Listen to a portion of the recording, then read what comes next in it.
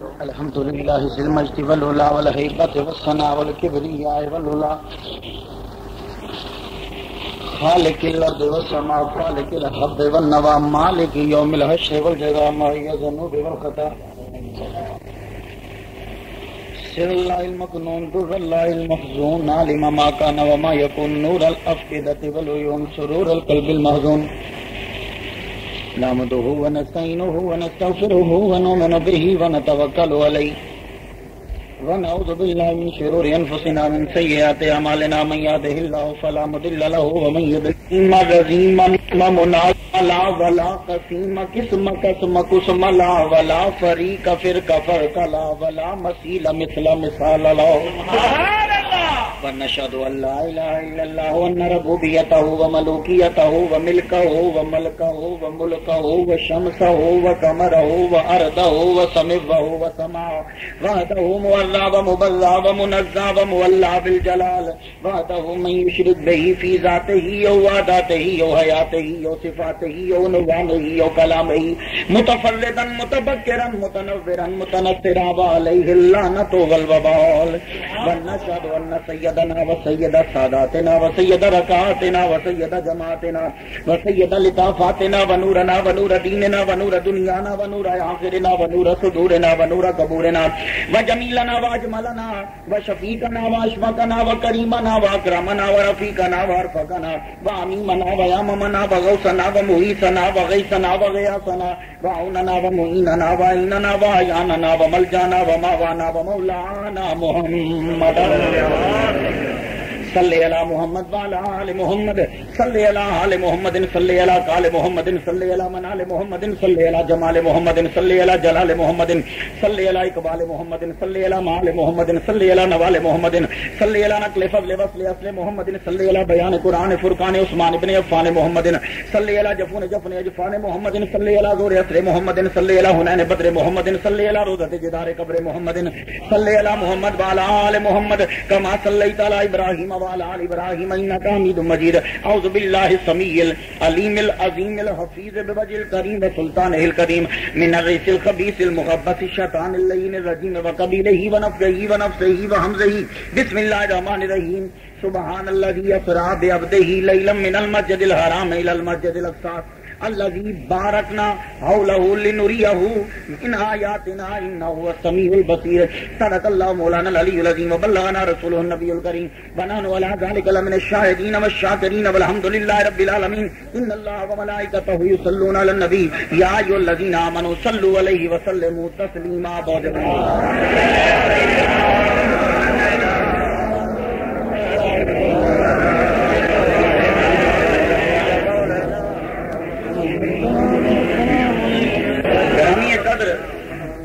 واجب الاحترام بزرگوں نوجوان بھائیوں، اللہ تبارک و تعالیٰ جل شانہ کا لاکھ لاکھ شکر ہے کہ جس نے ہمیں اشرف المخلوقات انسان پیدا فرمایا. اشرف المخلوقات انسان پیدا فرما کے اپنے پیارے محبوب طالب و مطلوب آقا نامدار مدنی تاجدار تاجدار ارب و عجم فخر بنی آدم و آدم ہادی و سب الخیر رسول احمد مجتبی محمد مصطفیٰ صلی اللہ علیہ وسلم کی امت سے پیدا فرمایا. بات صوفی باصفا عشق حبیب خدا حاجی نظر صاحب ذکر کی کر رہے تھے. جو لوگ ذکر کرتے ہیں خدا ان کو یاد رکھتا ہے، یاد کرتا نہیں رکھتا ہے. اس جملے پہ ذرا غور ہو. فاذکرونی اذکرکم، تم میرا ذکر کرو میں تمہیں یاد رکھوں گا. یاد کرتا نہیں رکھتا ہے. یاد کرنے میں اور رکھنے میں فرق ہوتا ہے. یاد وہ کرتا ہے جو بھول جائے، اور اگر خدا تمہیں بھول گیا تو دبئی میں ہی مر جاؤ گے. توجہ رہے گا. وہ یاد کرتا نہیں، جو اس کا ذکر کرے پھر اسے یاد رکھتا ہے.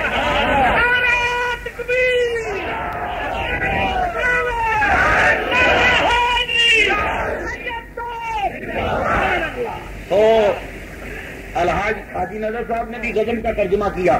کہ تم میرا ذکر کرو میں تمہارا چرچا کروں گا. اور جو ذکر خدا کا کرتے ہیں پھر ان کے ساتھ ہوتا کیا ہے سنیے. میں ادھر سے گفتگو پھر مکے کی طرف چلتے ہیں. انگریز کہتا ہے بائی پریکٹسنگ وچ you can by eight by ascent to the horizon where we are blessed with communion to God. بندہ نیکی کر گے اور یہ ذکر جو ہے یہ بھی محبت کی علامت ہے اور یہ بھی نیکی ہے. بندہ نیکی کر کے خدا کا ذکر کر کے خدا کے قریب پہنچ جاتا ہے اور اتنا قریب ہو جاتا ہے کہ رب سے باتیں کرنے لگ جاتا ہے. اب توجہ رہے ذرا.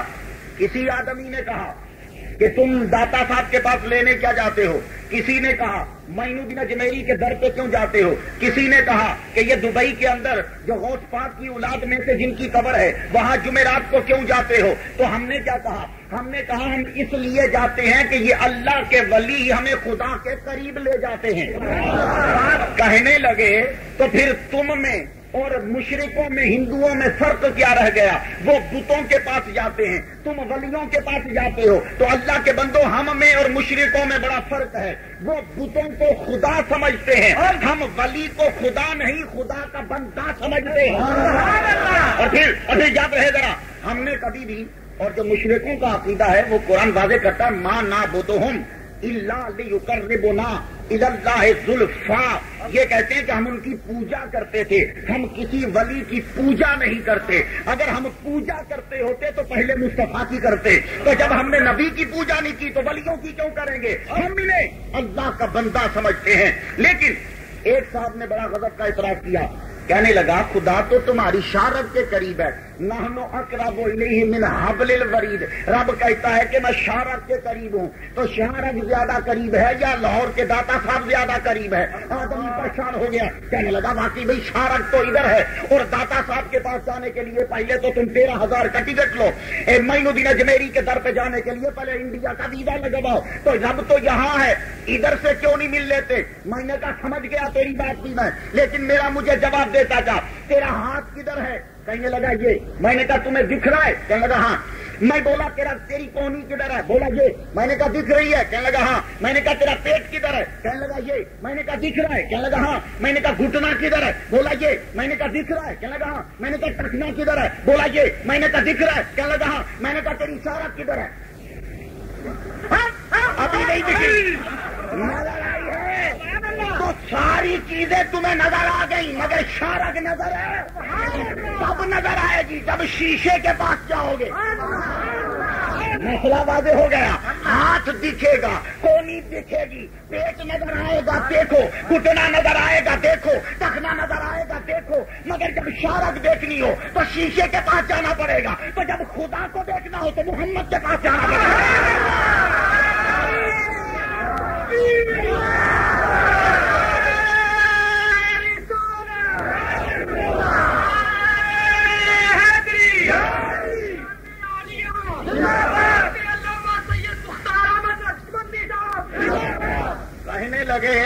کہنے لگے کہ جو ولیوں کی قبریں ہوتی ہیں یہ شرک کے گھر ہیں, ہم ان کو اکھاڑ دیں گے.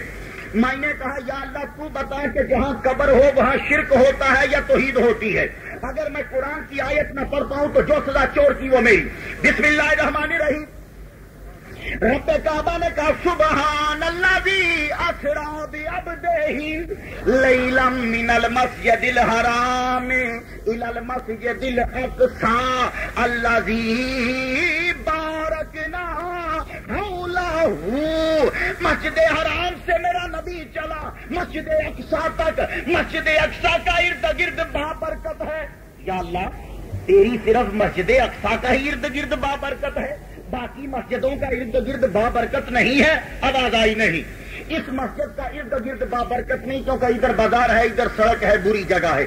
مسجد نبوی کے سائڈ میں چلے جاؤ ادھر بازار ہے, بازار کو سرکار نے بری جگہ کہا. مسجد حرام میں چلے جاؤ اس کا سائڈ میں بازار ہے, بازار کو سرکار نے بری جگہ کہا. لیکن مسجد اقصی کو قرآن نے کہا کہ یہ برکت ہے اس کا ارد گرد. یا اللہ بتا اس مسجد کا ارد گرد بابرکت کیوں ہے؟ تو جواب آیا ادھر نبیوں کی قبریں ہیں, اس کے ارد گرد نبیوں کی.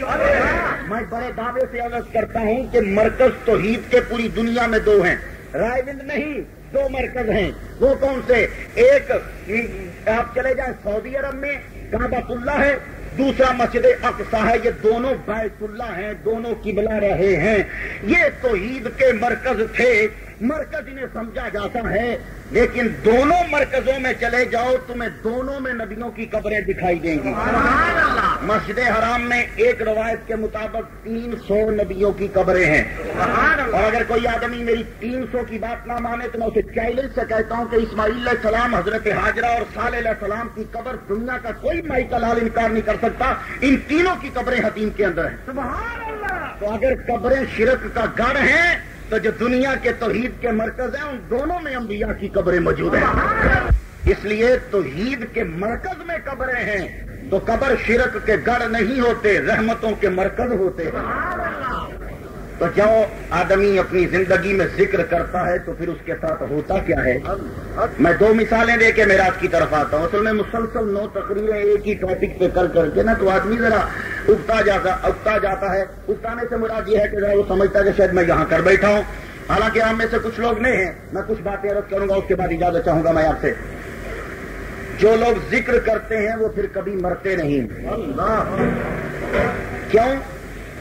خدا تعالیٰ سے پیار کرنے والے اس کا ذکر کرتے رہتے ہیں، اور جو خدا کو پکارتا ہے خدا اس کی آواز کو رد نہیں کرتا، اس کی آواز کو سنتا ہے۔ وہ الگ سے ہے کہ وہ آپ کو جواب دے یا نہ دے، یہ اس کی حکمت عملی ہوتی ہے۔ عرض کرنا چاہتا ہوں، ہمارا فرض اتنا ہوتا ہے کہ ہم اسے بلائیں، جب بلاتے ہیں وہ سن لیتا ہے۔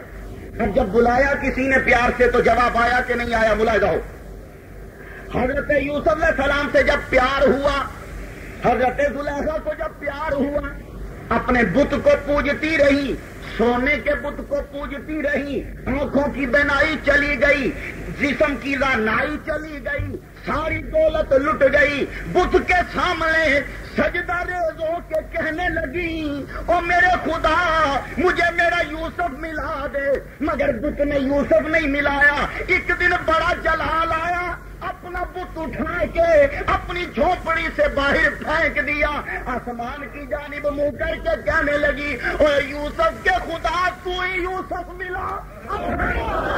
نعرہ تکبیر!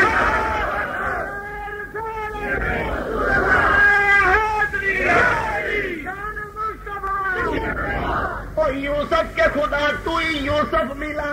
ابھی جب ایک جملہ بولا، یوسف علیہ السلام لقمہ منہ میں ڈالنے لگے، آواز آئی، جبرائیل آیا، آ کے سلام بھیجا، کہنے لگے لقمہ نہ کھانا جب تک زلیخا تیرے آ نہ جائے قریب۔ سبحان اللہ! کہنے لگے آج اتنی ناز برداری کیوں؟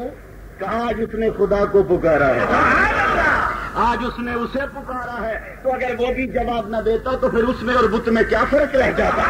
آج اسے پکار، تو بھائی جب اسے پکار لیں تو جواب دیتا ہے، نہ دے تو اس میں تمہارا فائدہ ہے۔ ایک صاحب بولے یار ہماری دعا قبول نہیں ہوتی، ہم نے خدا کو بڑا بہت پکارا، بھائی اسے ذکر کیا ہماری دعا۔ اللہ کے بندو، دعا اگر تمہاری قبول نہیں ہوئی تو قیامت کے دن تمہیں پتا چلے گا کہ اور تم خواہش کرو گے، سرکار فرماتے ہیں کہ اتنا اجر ملے گا اس بندے کو جس کی دعا دنیا میں قبول نہیں ہوئی تھی، اس کو اتنا اجر ملے گا کہ وہ دعا کرے گا کہ کاش کہ میری کوئی بھی دعا قبول نہ ہوئی ہو۔ اور میں اس کی مثال دے دوں، آپ لوگوں کو پتہ نہیں چلتا آپ کون سی دعا مانگ رہے ہیں، لیکن آپ دعا مانگ دیتے ہیں۔ ہماری مثال بچے کے مافک ہوتی ہے، وہ کیسے؟ بچے کو آگ بڑی اچھی لگتی ہے، اور ماں جب روٹیاں پکا رہی ہو نا تو بچے کا دل کرتا ہے کہ میں پکڑ لوں آگ، اور وہ جو بھی چمکتی چیز ہے اس کو منہ میں ڈال لیتا ہے۔ حضرت موسیٰ علیہ السلام نے بھی تو انگارہ منہ میں رکھ لیا تھا نا، لیکن وہ اس لیے نہیں رکھا تھا کہ یہ بچہ تھا، وہ تو امتحان جب لیا نا اس نے کہا اگر یہ عام بچہ ہوگا تو پھر یہ آگ کو پکڑے گا، اگر یہ نبی ہوا تو پھر سونے کو پکڑے گا، سونا بھی ویسا چمکتا ہے، آگ بھی ویسی چمکتی ہے، اگر یہ نبی ہوا تو آگ کی طرف نہیں جائے گا، اور اگر عام بچہ ہوا تو پھر آگ کی طرف جائے گا۔ اللہ اکبر! پتا چلا یہ اتنا تو فرعون کو بھی پتا تھا کہ نبی عام بچوں جیسا نہیں ہوتا، نبی ہوتا۔ اور جب موسیٰ علیہ السلام چلنے لگے نا تو جا کے قریب تھا کہ سونے کو پکڑتے، تو جبرائیل علیہ السلام کے رب نے کہا میرے نبی سے جا کے کہہ دو نبوت نہیں دکھانی یہاں، تو ابھی میں نے بڑا کام کرنا ہے، جاؤ آگ کو پکڑ جا کے۔ سیدھا انگارے کو پکڑا اور زبان پہ رکھ لیا، وہ جل گئی، اس لیے آپ کی زبان میں لکنت تھی، جب بولتے تھے تو اڑ کے بولتے تھے، اس لیے جب رب نے کہا کہ رسول بنا کے بھیجتا ہوں تو بولے میری زبان کی لکنت ختم کر، تب بجاؤں گا، نہیں تو میں نہیں جاتا۔ وہاں سے لکنت ختم کروا کے تو پھر گئے. پھر نبی بچہ جو ہے نا اس کی آرزو ہوتی ہے کہ میں آگ کو پکڑ لوں, تو ماں کیا کرتی ہے, ایک دم سے روکا, مت پکڑو. پھر بچہ آگے جاتا ہے, میں آپ کو پکڑوں, پھر روکتی ہے, پیچھے چلو, ایک دم سے پھر آگے جاتا ہے, ہاتھ پکڑا, وہ کھینچ کے تماچا مارتی, بچہ رونے لگ جاتا. کیوں رویا؟ ماں نے میری بات نہیں مانی. تو ماں نے تھپڑ اس لیے نہیں مارا, آگ اس لیے نہیں ہو کر کے اس کو بچے سے دشمنی ہے, وہ جانتی تھی کہ اگر میں اس کی آرزو پوری کر دوں گی تو یہ جل جائے گا. تو جب تم دعا مانگتے ہو تمہیں پتا نہیں ہوتا کہ اس کا رزلٹ کیا, وہ جانتا ہے کہ میرا بندہ ہے, اگر میں نے قبول کر لی اس کو تکلیف کہیں سے ہو جائے گی, اس لیے اگر وہ نہ قبول کرے تو لڑنے کی ضرورت نہیں ہے. میں عرض کرتا ہوں آپ کو, آپ کیا شاہ ہیں اور میں کیا ہوں, ہمارے تو خدا کی قسم کوئی عمل نہیں ہے. یہ حضرت ابراہیم علیہ السلام 24,000 نبیوں کے باپ ہیں, اور جب خدا کا گھر بنایا تو انہوں نے دعا مانگی. دعا کیا مانگی؟ کہنے لگے یا اللہ میری نسل میں امت مسلمہ ہونی چاہیے اور ایک نبی آنا چاہیے جو انہی میں سے ہو. یہ دعا مانگی, دعا مانگ کے ہٹ گئے. تم کہتے ہو ہم ادھر دعا مانگے ادھر قبول ہو جائے. اس 24,000 نبیوں کے باپ کی دعا پتہ ہے کب قبول ہوئی؟ تو اندازہ عمروں کا خود لگا لیجئے گا. میرا نقطہ خاص میں آپ کی نظر کرتا ہوں. حضرت ابراہیم علیہ السلام نے دعا مانگی قبلے کے پاس کھڑے ہو کے, یا اللہ میری امت میری نسل میں امت مسلمہ ہو, جماعت ہو ایک مسلمانوں کی, اور رسول ہونا چاہیے انہی میں سے. یہ دعا مانگ کے ہٹے. اب اس نبی کی دعا کب قبول ہوتی ہے؟ آدم علیہ السلام کے بیٹے شیش کے بیٹے انوش کے بیٹے کینان کے بیٹے ملاحیل کے بیٹے یارو کے بیٹے انو کے بیٹے متوشائی کے بیٹے لامک کے بیٹے نوح کے بیٹے سام کے بیٹے ارفشاد کے بیٹے عابد کے بیٹے فائد کے بیٹے رہو کے بیٹے سروج کے بیٹے نہور کے بیٹے تاریخ کے بیٹے ابراہیم علیہ السلام کے بیٹے اسماعیل علیہ السلام کے بیٹے کیدار کے بیٹے حرمت کے بیٹے سما کے بیٹے زاری کے بیٹے ناحس کے بیٹے مسا کے بیٹے ایہام کے بیٹے اکناد کے بیٹے عیسر کے بیٹے دیشان کے بیٹے عیدا کے بیٹے روبا کے بیٹے یلہن کے بیٹے یحزن کے بیٹے یسروی کے بیٹے سمبر کے بیٹے اسمل کے بیٹے اتوان کے بیٹے عبید کے بیٹے ابکر کے بیٹے آفی کے بیٹے ماہی کے بیٹے ناہش کے بیٹے جاہم کے بیٹے تابی کے بیٹے یدراف کے بیٹے بلداس کے بیٹے خزا کے بیٹے ناشر کے بیٹے عوام کے بیٹے ابئی کے بیٹے کمال کے بیٹے سالبہ کے بیٹے سلمان کے بیٹے ہمیشہ کے بیٹے ادھر کے بیٹے ادران کے بیٹے مات کے بیٹے نزار کے بیٹے مدیر کے بیٹے الیاس کے بیٹے مدیر کا کے بیٹے خزامہ کے بیٹے کنانہ کے بیٹے نظر کے بیٹے مالک کے بیٹے فیر کے بیٹے غالب کے بیٹے لوہی کے بیٹے مرہ کے بیٹے کلاب کے بیٹے قصی کے بیٹے عبد مناف کے بیٹے ہاشم کے بیٹے عبد المطلب کا بیٹا عبداللہ کا بیٹا محمد الرسول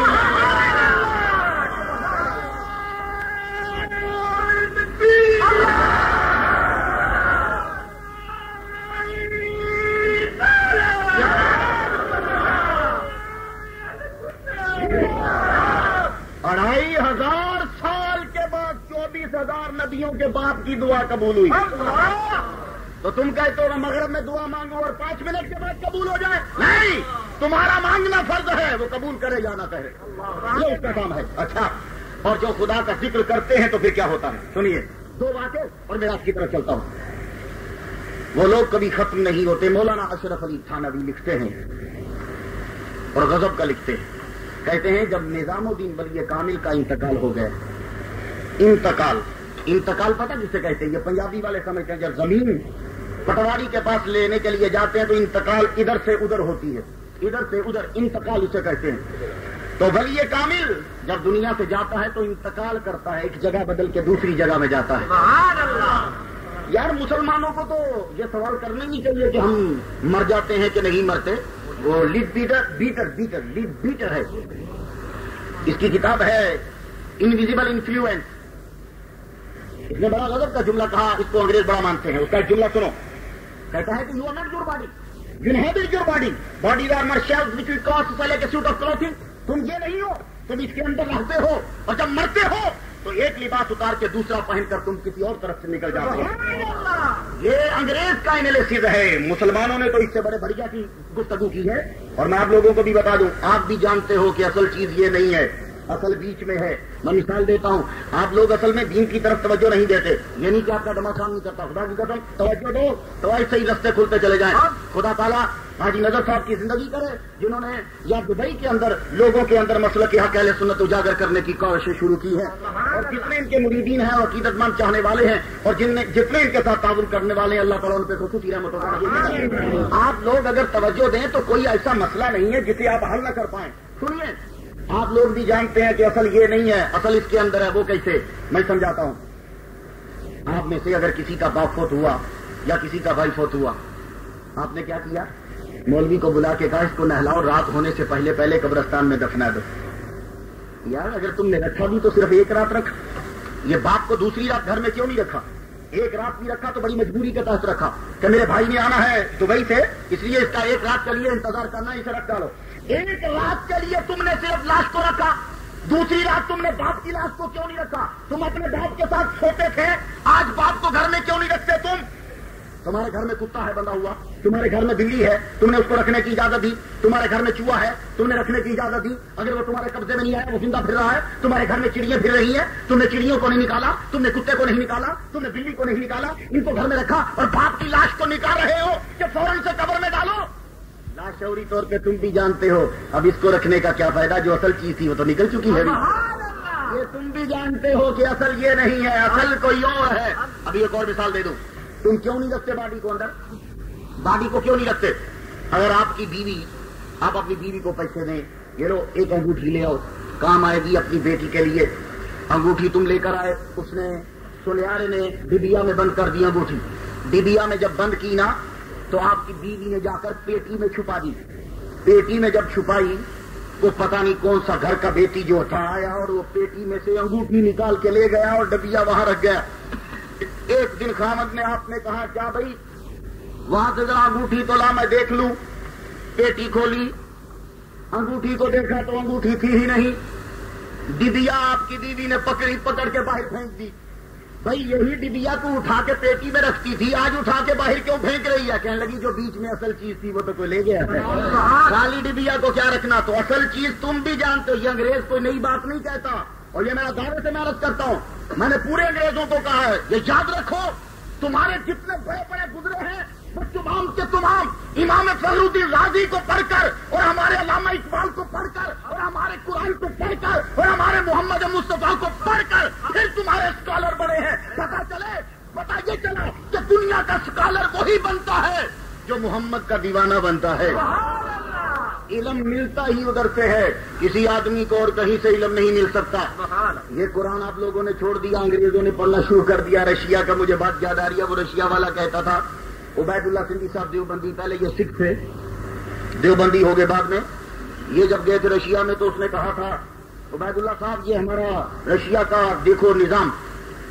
انہیں پڑھا تو کہنے لگا یہ تو تم نے قرآن میں سے چوری کیا، 10% قرآن میں سے لیا. اس نے کہا سن عبید اللہ صاحب، مولوی صاحب سنو، ہم نے 10% قرآن میں سے لیے ہیں اور وہ نتیجہ مرتب کریں گے جو تم پورا قرآن رکھ کے بھی حاصل نہیں کر سکے.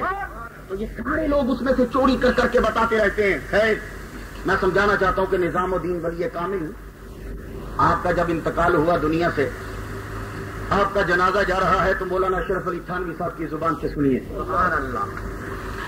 آپ کا جب جنازہ جا رہا ہے، جنازے میں بڑے بڑے وزیر امراء شرفاء فضلاء علماء جنازے کے ساتھ جا رہے ہیں. سارے کا سارا دل بند پڑا ہے.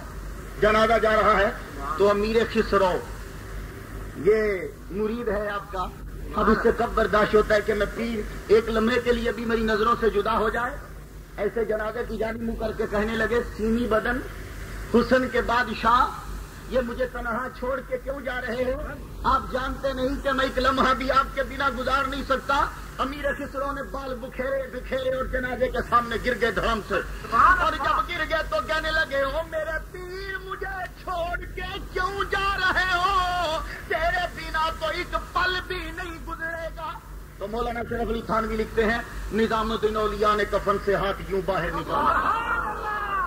میں اگر اپنی کتاب بولتا، اپنا مولوی بولتا تو تم اعتراض کرتے. یوں نکالے، چہرے سے کپڑا ہٹا کر یوں کر کے کہنے لگے امیر خسرو کی جانب کیوں لوگوں کے سامنے مذاق بنتا ہے؟ ہم مرے نہیں، آج ٹائم فکس تھا، مصطفیٰ سے ملنے جا رہے ہیں. اور اب اگر میں دوسری دلیل دینے لگا ہوں، پھر غور سے سنیے، ذہنوں میں بٹھائیں. اللہ اکبر جل شانہ. بغداد کے اندر بغداد کے کسی گاؤں میں کسی نے خواب دیکھا کہ میں نے اپنے سر پر عرش اٹھایا ہوا ہے اور میں چل رہا ہوں مولویوں سے جا کے پوچھنے لگا، مولوی جی ذرا خواب کی تعبیر تو بتا دو، میں نے سر پہ عرش اٹھایا ہے، کوئی مولوی تعبیر نہ بتا سکا۔ ایک مولوی صاحب بولے چاہو بغداد میں چلے جاؤ، جنید بغدادی تیری خواب کی تعبیر بتا ڈالیں گے۔ پینڈو سی بیچارہ ٹریا اتوں، جب چل کے آیا تو جنید بغدادی کا جنازہ جا رہا تھا۔ لوگوں سے پوچھنے لگا آج بغداد بند کیوں ہے؟ بغداد تو دنیا کا مرکز تھا، جیسے آج آپ کا دبئی ہے، ہر مال وہاں بکتا تھا، آج بغداد بند کیوں ہے؟ کہنے لگے تجھے نہیں پتا؟ اچھا ہوا جنید بغدادی سید الطائفہ کا جنازہ جا رہا ہے، بغداد کی تو کوئی دکان نہیں کھلی۔ جب نام سنا نا کہنے لگا او ہو، ان سے تو خواب کی تعبیر پوچھنی تھی تو یہ تو دنیا سے چلے گئے، اب کیسے پوچھوں؟ چلو کوئی بات نہیں ہے، ان کی بڑی مشہوری سنی تھی تو چلو جنازہ تو کندھا تو دینے جنازے کو، اب کندھا دینے کے لیے یوں رش میں سے نکلتا ہوا آگے گیا۔ باری باری جب دیکھنا چاروں پاؤں کی طرف سے جب دل کے پاس آیا نا، دائیں طرف کے پائے میں آیا تو جب اٹھایا نا پاؤں تو سوچنے لگا آج زندہ ہوتے نا تو پوچھتا کہ میں نے سر پہ عرش اٹھایا ہوا تھا، اس کی تعبیر کیا ہے؟ تو جنید بغدادی نے یوں منہ نیچے کر کے کہا یہی تو تعبیر ہے۔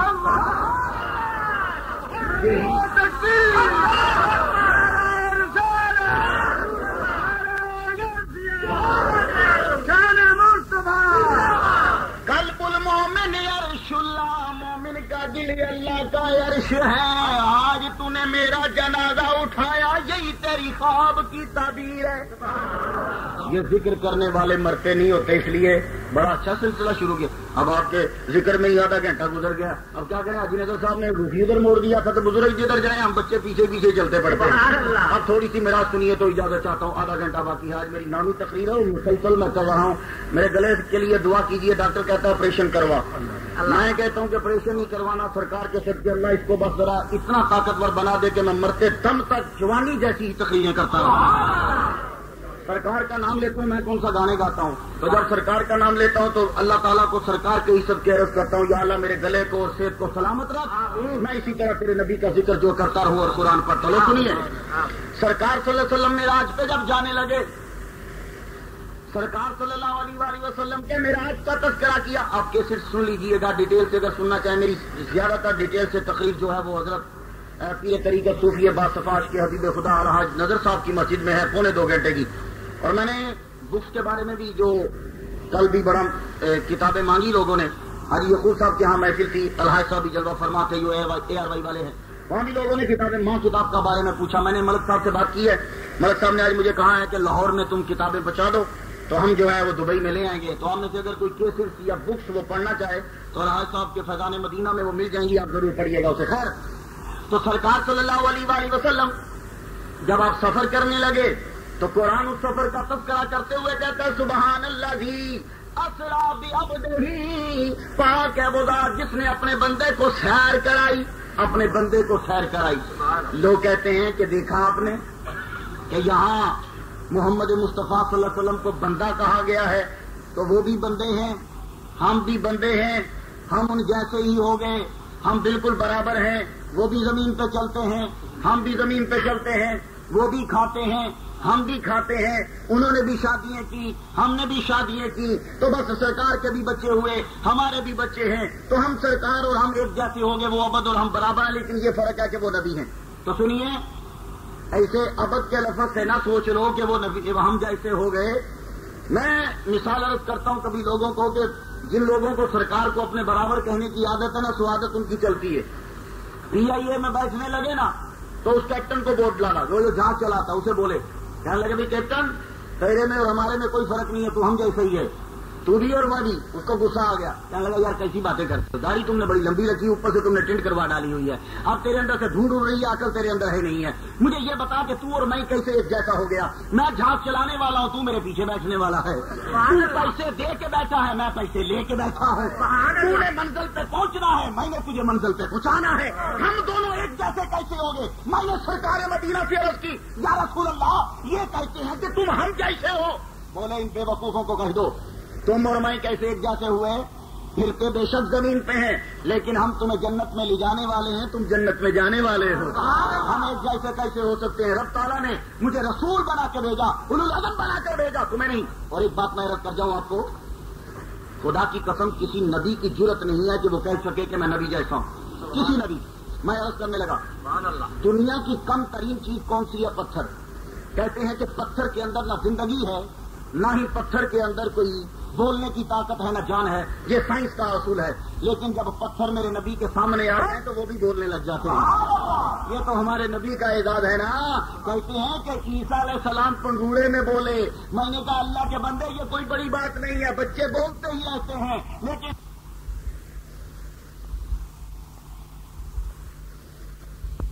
تو ہم اپنے جیسا کبھی نہیں کہہ سکتے. سرکار اکثر سے کم ترین چیز کیا؟ پتھر.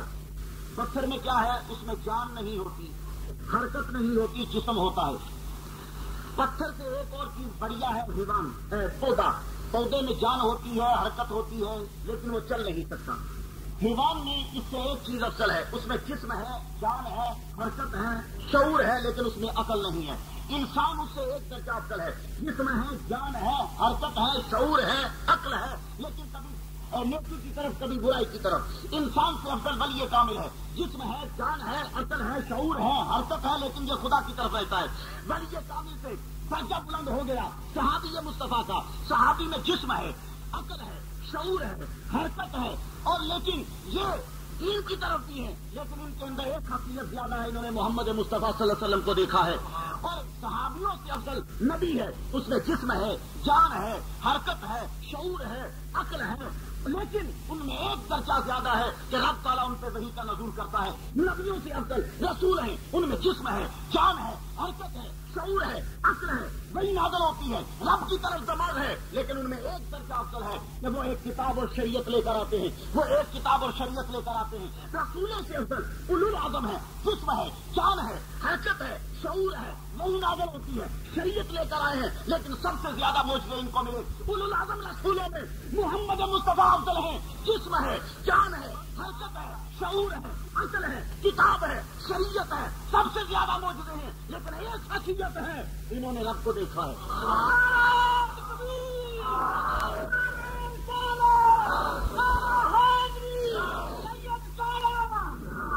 کیا کوئی پتھر کہہ سکتا ہے کہ میں پودے جیسا؟ نہیں.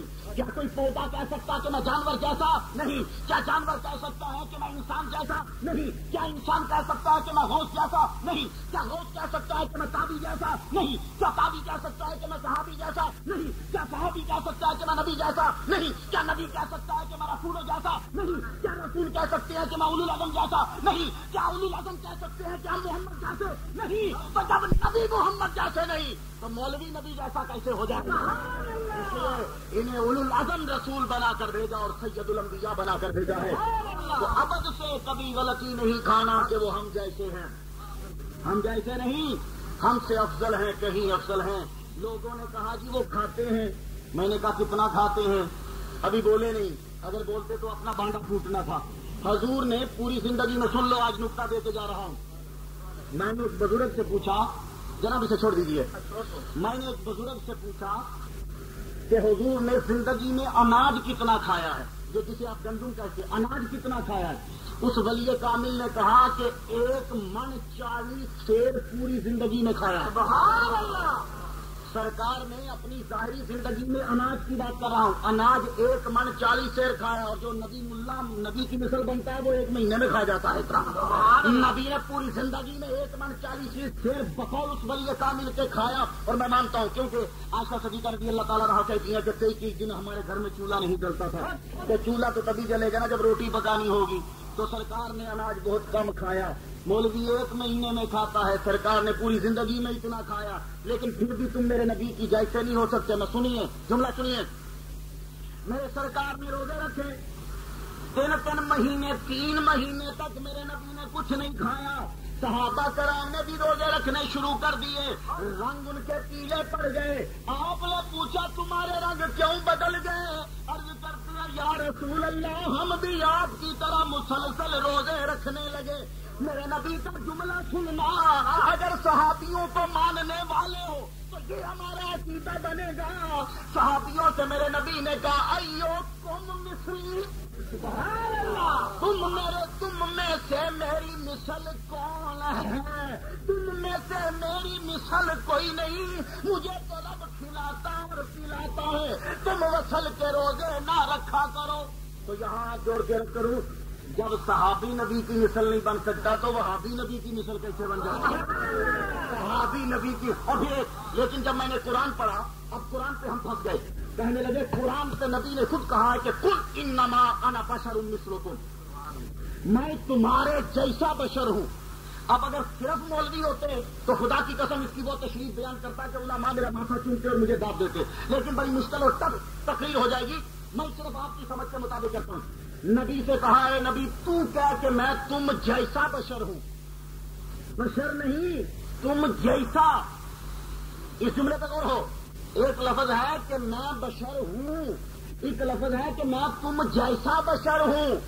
جیسے میں اور چیز میں بڑا فرق ہوتا ہے. یہ اینک ہے، اگر اس کی میں تصویر بنا دوں تو یہ اینک جیسی ہوگی. یہ تصویر اینک جیسی ہوگی. یہ اصل ہے، یہ جیسی ہے. تو پتا چلا اصل میں اور جیسی میں پوری مطابقت نہیں ہوتی. یہ سمجھیے گا. تو نبی کیا کہتا ہے میں تم جیسا بشر ہوں. پتا چلا نبی میں اور ہم میں پوری مطابقت نہیں ہے. یہ تو گفتگو ہوتی ہے کہ نہیں؟ آپ نہیں سمجھے، بات فلسفے میں چلی گئی. جو آپ سمجھیں گے وہ میں سمجھاتا ہوں، اور انشاءاللہ زندگی میں یاد رکھیں گے کہ مختار شاہ آیا تھا اور ہمیں موتی دے گیا. سنیے، رب خود نہیں کہتا کہ محمد تمہارے جیسا بشر ہے. نہیں کہتا نبی تو کہہ میں تم جیسا. تو نہیں کہتا تو کہہ. تم نبی سے کیوں کہلوایا؟ تو میں اگر دلیل نہ دے پاؤں تو میرے آنے کا فائدہ نہیں، اور دلیل سنو گے تو خدا کی قسم وجد آئے گا. سنیے، سرکار صلی اللہ علیہ وسلم مقام ثنا سے لو. مولا علی شیر خدا کو کہیں کام دے بھیجا، توڑ دو پہلے نبی کا کام کرو پھر خدا کی نماز پڑھو. علماء بیٹھے غلط کر رہا ہوں تو سر میرا کرم کر دو کہ خدا کہتا ہے کہ جب نبی تمہیں بلائے اب نماز چھوڑو، پہلے نبی کا کام کرو. جب نبی کا کام کر کے آؤ تو جدھر سے چھوڑی تھی وہیں سے شروع کر دو. یا اللہ، ہم تو بازار میں پھرتے رہے، ہم تو بازار میں گئے، جواب آیا وہ بازار میں تم نہیں گئے، میرے محمد نے بھیجا تھا. تو جدھر وہ بھیج دے وہ عبادت میں شامل ہوتا ہے. مولا علی کو کام پہ بھیجا، کام پہ بھیجا تو مولا علی جب واپس لوٹے تو کہا مولا علی گود کرو، ہم سونا چاہتے ہیں. یہ سونے کا ٹائم ہے یا رسول اللہ. اثر کے بعد تو سوتا ہی کوئی نہیں، آپ تو رات کو بھی نہیں سوتے، آج جن کو کیوں سو رہے ہیں؟ تو حضور سوئے نہیں، دیکھنا چاہتے تھے علی کرتا کیا ہے. ابھی اسٹاپ رکھو، پیچھے چلو. 17 سال کا جوان، باپ دنیا سے چلا گیا، چچا نے گھر سے نکال دیا، گھر سے نکالا، بتوں کو توڑا، نمرود نے پکڑا، دربار میں بلایا، بیچ میں چھوڑتا جا رہا ہوں، دربار میں بلایا، مجھے سجدہ کرو. کہنے لگے نہیں کروں گا. بولا کس کو کرتے ہو؟ کہا رب کو کرتا ہوں. کہنے لگا تیرا رب کون ہے؟ تو 17 سال کے دنیا کے سب سے بڑے انقلابی نے جواب دیا. کہنے لگے رب جلتی یحیی و یمیت، میرا رب وہ ہے جو زندہ بھی کرتا ہے اور مارتا بھی ہے. یہ کہنے والا کون ہے؟ ابراہیم علیہ السلام. جس کو کہہ رہے ہیں وہ کون ہے؟ نمرود ہے. تو ابراہیم علیہ السلام کی عمر کتنی ہے؟ 17 سال. تو 17 سال میں اس نے کیا انقلاب برپا کیا اور ہم کیا کرتے ہیں؟ کمپیریزن خود کر لیجئے گا. کہنے لگے تجھے سجدہ نہیں کروں گا، سجدہ رب کو کرتا ہوں. تیرا رب کون ہے؟ ربی الذی یحیی و یمیت، میرا رب وہ ہے جو زندہ کرتا ہے مارتا. کہنے لگا بولا یہ تو میں بھی کر سکتا ہوں. آپ نے کہا وہ کیسے؟ بولا کرو گا جی. ہاں کسی کو پھانسی پہ چڑھانا ہے؟ ہاں جی. اس کو چھوڑ دو. چھوڑ دیا. ابھی راستے میں ایک آدمی سبزی لے کے جا رہا تھا. بولا ادھر آؤ. کدھر جا رہے ہو؟ گھر سبزی نہیں جا رہا ہوں. ادھر ہوگا جی، اس کو پھانسی پہ چڑھا دو. ابراہیم علیہ السلام سے کہا دیکھا جس کو پھانسی پہ چڑھانا تھا میں نے اس کو زندہ کر دیا، اور جو زندہ تھا اس کو میں نے مار دیا. چپ کر گیا. کا بے وقوف سمجھے ہی نہیں کہ زندگی اور موت کس کو کہتے ہیں. آپ نے دلیل بدلی، اور یہ جیسی عقل ہو ویسی دلیل. دلیل بدلی اور یہ دلیل میرے کو انما انا بشرکم مثلکم کے پس منظر میں سنیے گا اور انشاءاللہ وجد آئے گا. دلیل دینے لگے، نمرود سے کہنے لگے فإن اللہ یاتی بالشمس من المشرق فآتی بہا من المغرب. میرا رب مشرق سے سورج نکالتا ہے، تو رب ہے تو مغرب سے نکال دے. ایک دم اس کی بھوک نکل گئی. ابھی بولا کہ کدھر مغرب سے سورج نکالوں. تو ابراہیم علیہ السلام 24,000 نبیوں کے باپ کی قرآن میں دلیل موجود ہے کہ جو مغرب سے سورج نکالے وہ رب. میں اگر غلط بولوں تو مجھے ادھر سے پکڑ لینا، اگر صحیح بولوں تو پھر ذہن میں بٹھا لینا. 24,000 نبیوں کے باپ کی قرآن میں دلیل موجود ہے کہ جو مغرب سے سورج نکالے وہ رب. اب اب چلیے پھر مولا علی جب سوئے سورج غروب ہو گیا، سورج غروب ہو گیا، مولا علی رو پڑے، حضور سوئے جب گود میں سر رکھ کے مولا علی روئے، آنکھوں سے آنسو نکلے تو نبی کے چہرے پہ گرے. سرکار سوئے تو نہیں نہ ہوئے تھے، دیکھ رہے تھے علی کرتا کیا ہے. سبحان اللہ. کیوں رو رہے ہو؟ یا رسول اللہ نماز چلی گئی. چلو اٹھ کے پڑھ لو. یا رسول اللہ قضا ہو گئی ہے. فرمان لگے چلو پڑھ لو. اب حضور اگر چاہتے تو خصوصی پرمیشن دیتے، اس غروب میں ادا پڑھواتے، لیکن کہا یا رسول اللہ مقتدی ہو تیرا، چاہنے والا ہو تیرا، دماد ہو تیرا، مقتدی ہو تیرا، کلمہ پڑھنے والا ہو تیرا، سید الانبیاء موجود ہو تو نماز میں قضا پڑھوں. سورج واپس پلٹا. نبی نے مقام ثنا میں، مدارج نبوت، مقام ثنا سے روڑنے کے بعد سورج کو انگلی کے اشارے سے مغرب سے چڑھایا کہ نہ چڑھایا؟ سورج کو ادھر کھڑا کیا اور علی سے کہا علی تو نماز پڑھ. مولا علی نماز پڑھنے لگے. میں نے سورج سے پوچھا سورج آج 5:45 بجے نیچے جائے گا یا 5:30 بجے جائے گا؟ آج تیرا ٹائم 6 بجے کا یا 6:10 کا ہے؟ تو کہنے لگا سنو، آگے جب مہینے غروب ہونا ہوتا تھا، مغرب کی نماز جب پڑھنی ہوتی تھی تو ابو بکر صدیق مجھے دیکھتے تھے، حضرت عمر مجھے دیکھتے تھے، مولا علی مجھے دیکھتے تھے، حضرت عثمان مجھے دیکھتے تھے، بلال حبشی مجھے دیکھتے تھے، صہیب رومی مجھے دیکھتے تھے، سلیمان فارسی مجھے دیکھتے تھے. آج مجھ سے نہ پوچھو کہ مہینے غروب کب ہونا ہے، آج علی سے پوچھو تیری نماز کو پوری ہوگی.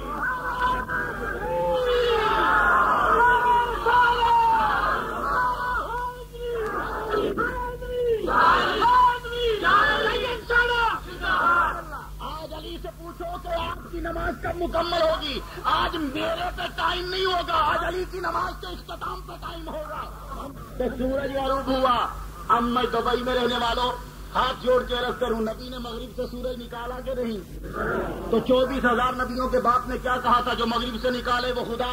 تو نبی نے نکال کے دکھایا کہ نہیں؟ اب اگر خدا نہ کہلواتا تو خدا کی قسم غضب ہو جاتا.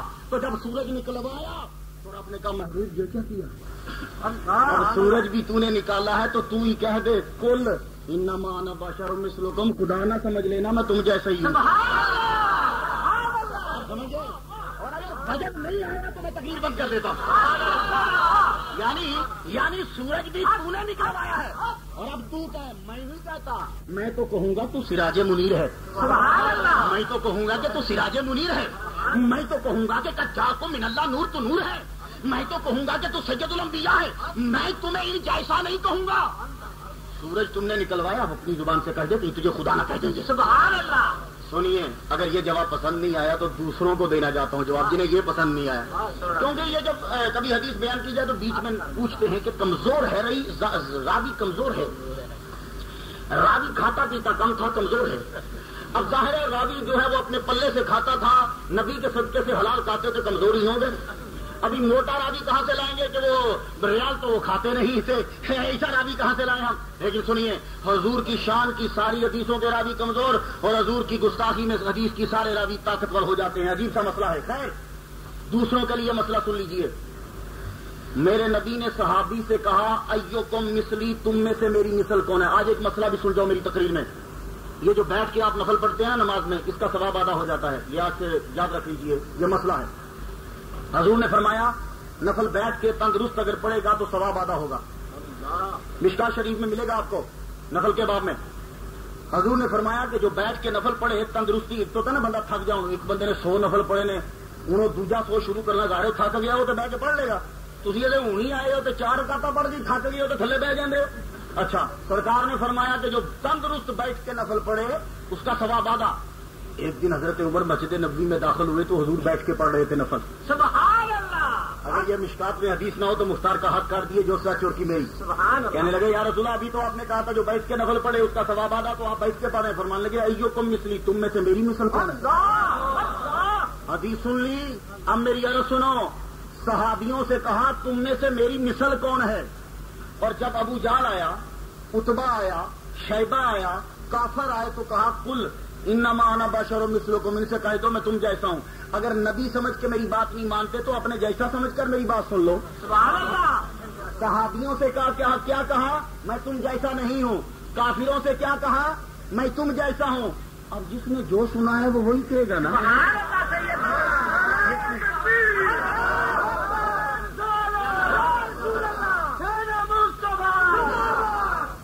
نے جو سنا ہے وہ وہی کہے گا.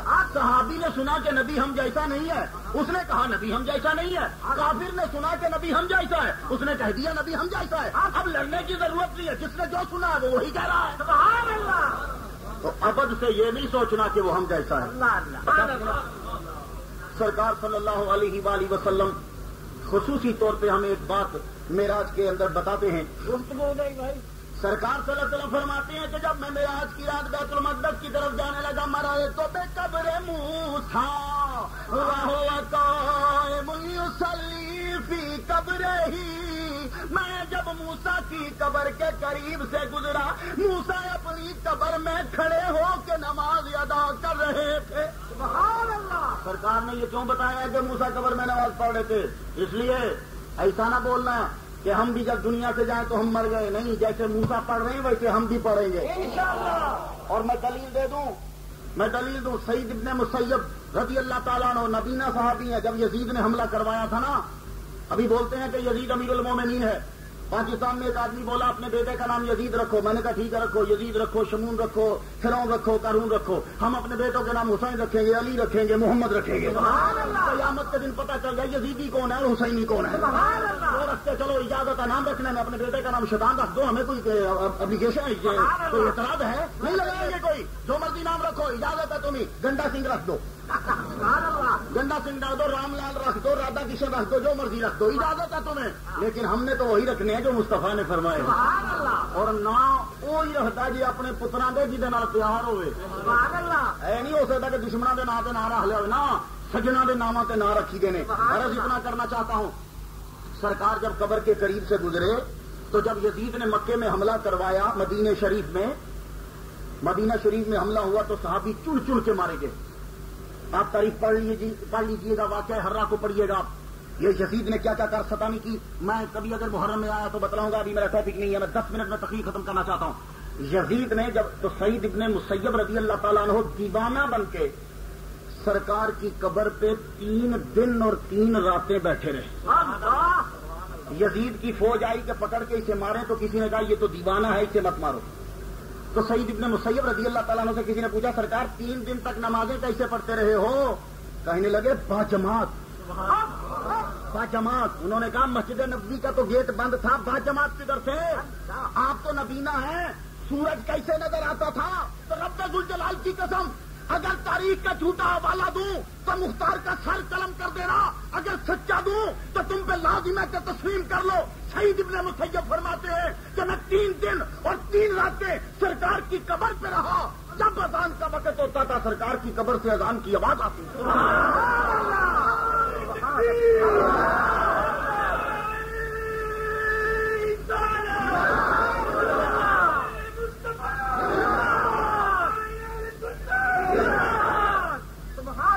اب یہ انڈیپینڈنٹ ٹاپک ہے, ابھی مختار کیا بیان کرے 1 گھنٹے کے اندر. اور یہ کرنا چاہتا ہوں آپ لوگوں کو کہ قبروں والے مر نہیں جاتے, زندہ ہوتے ہیں. اور قبریں کبھی شرک کا گڑھ نہیں ہوتی. اگر قبر پہ جانے والا مشرک ہوتا میرا نبی وایا بدل لیتا. سبحان اللہ. وایا نہ ادھر نہیں جانا, وہاں قبر ہے موسیٰ کی. نہیں, سرکار کیا گئے ہیں جو پنجابی میں جانا نا, جان کے کوڑوں دی لنگے نے, پتہ لگے کہ سید الانبیاء بتا رہا ہے کہ میں تمہارا نبی ہو کر قبروں کا احترام کرتا ہوں, تو تم امتی ہو کے بھی ان کا احترام کرنا. خدا کی قسم ہمارا عقیدہ تو بس کیا کریں, پیسے کوئی نہیں ساڈے کو. جی ابھی امیر ہوتے نا تو پھر ترلے مچتے چلے لگے جاتے. لیکن کوئی گل نہیں انشاءاللہ. ایک گل یاد رکھنا, میں ایک بندے نو آخیا, میں بڑا رو کے آخیا, میں کہا یار کاش کے ساڈے مسلک کو بھی پیسے ہوتے تو میں تکدا کیویں نہیں پھیلتا. کہنے لگا مختار شاہ کا جملہ نہ آخی, آدم علیہ السلام تو لے کے قیامت تک سچے جدوں بھی آن گے غریب ہون گے.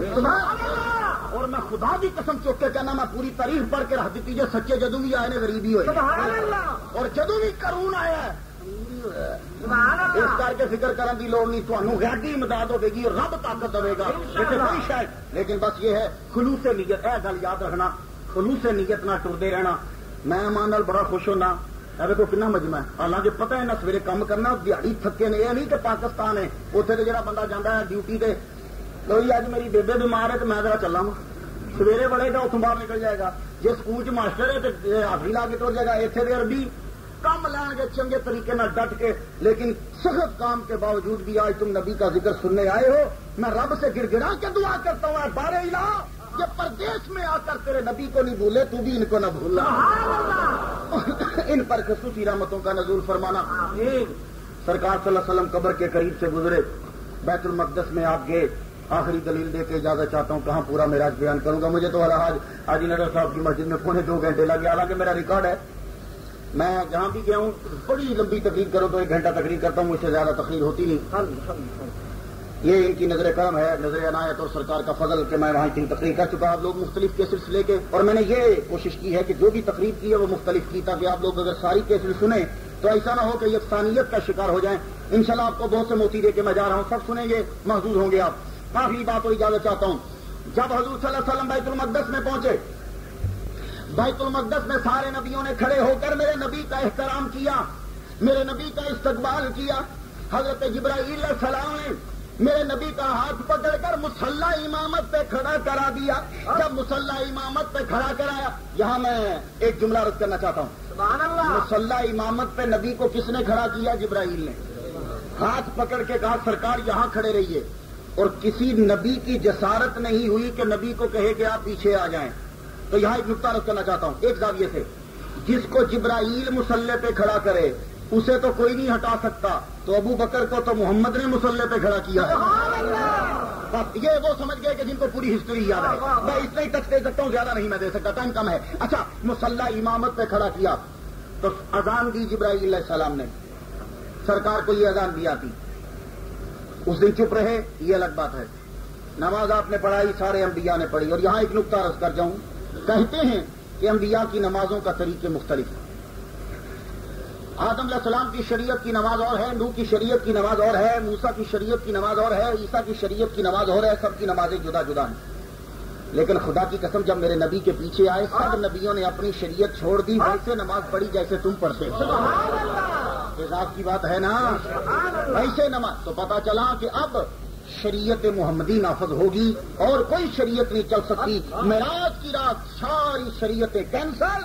اب اگر کوئی شریعت چلے گی تو شریعت محمدی. اس لیے میں نے نواز شریف سے کہا تھا، تب تقریر کرتے ہو نفاذ شریعت کانفرنس میں نے کروائی. میں نے کہا شریعت بل نہیں، شریعت دل چاہیے. اور شریعت کبھی بلوں میں نہیں آتی، شریعت دل سے آتی ہے. اور شریعت عام نہیں چاہیے، شریعت محمدی چاہیے، محمد مصطفیٰ. اور وہ بھی شریعت جو ہے خود پہ لاگو کرو، اپنے آپ پہ. کوئی گورنمنٹ تم سے اسلام جو ہے وہ تمہارے اوپر لاگو نہیں کر سکتی جب تک تم اپنی زندگیوں پہ خود اسلام کو نافذ نہیں کرو گے. یہ بات ہے. سرکار صلی اللہ علیہ وآلہ وسلم وہاں سارے نبیوں سے آپ نے ملاقات کی. اور یہاں آخری بات سنیے تو that is the end of the lecture. سارے نبی اپنی قبریں چھوڑ کر آئے. سارے نبی، کوئی کسی جگہ پہ، کوئی کسی جگہ پہ، کوئی کسی جگہ پہ، کوئی کسی جگہ پہ. سب تو بڑے نبی عرب بچ آئے نے. پاکستان کو گھٹ ایک ہی ادا نبی گیا ہونا، وہ بھی تاریخ میں شک و شبہ گیا کہ نہیں گیا. ہندوستان میں بھی گھٹ ہی کو نبی گیا، پر سب تو پکے مسلمان پاکستان تے ہندوستان. رب نے بہتے نبی بھی ادھر ہی بھیجے نے. رب نو پتا سی انہوں نے پھر بھی سوترنا نہیں ہے، انہیں انجی کا انجی رہ جانا ہے. سارے نبی اتنے انہیں لا دیتے ہیں، جاؤ عرب، جاؤ عرب، جاؤ عرب، جاؤ مصر، جاؤ عرب، ادھر ہی بھیجے. انہیں پتا تھا پاکستان والے سن کر ہی مان لیں گے، وہ سن کر ہی مان لیں گے. ادھر بھیجو، بڑے پختہ دل والے ہیں، اگر سال گزرا تو بدل جائیں گے یہ. خیر عرض اتنا کرنا چاہتا ہوں آپ سے. سرکار صلی اللہ علیہ وآلہ وسلم جب بیت المقدس میں تھے تو سارے انبیاء وہاں پہنچے. اب میرا آخری نقطہ، سارے نبی پہنچے 27 تاریخ کو رجب کے مہینے بعد از نماز عشاء فلسطین کے شہر بیت المقدس میں.